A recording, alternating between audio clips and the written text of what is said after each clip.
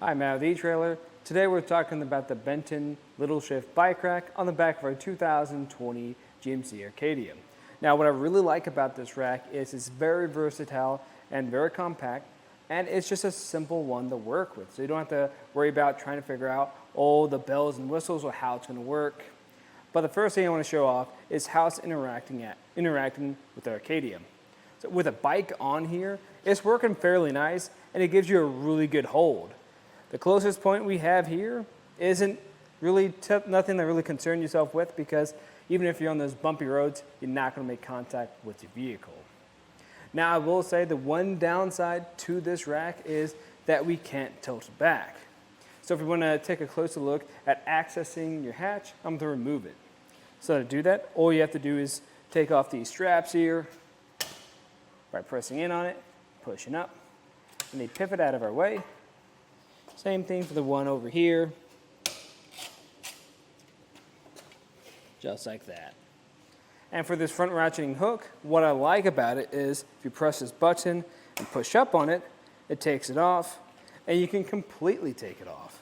So I like that it's not going to get in your way if you're trying to pivot it around. And it's nice that it can make contact with your tire. If you have any carbon frame bikes, or if you want a better hold on it, you can put it on the frame of the bike itself too. Nice that we get those options. But from here, I'm going to take off my bike, and then we can take it out for a ride. Now, something that is important is that you don't lose this hook. This is going to be pretty important to moving your bike around. So that is something to definitely consider when you have this. And when I'm done using it, I'll actually pivot it around, line it up with this other cradle, because if you're on any bumpy roads, that might kind of bump around and make a little bit of noise. This is just going to reduce that. Same thing for this other side. But let me go grab a tape measure real quick so we can get a couple measurements. Now the first measurement I like to get is the ground clearance. This is important if you're going up really any steep inclines, so you don't make contact with the ground, anything like a parking lot or a driveway. But right now we are sitting at the furthest point out, 18 inches. That's still a pretty good amount. Even if you do have an e-bike back here, you shouldn't make contact. Now for the total distance it's sitting away, this is only going to be about 15.5 inches, which is very compact, especially when you compare that to other bike racks around.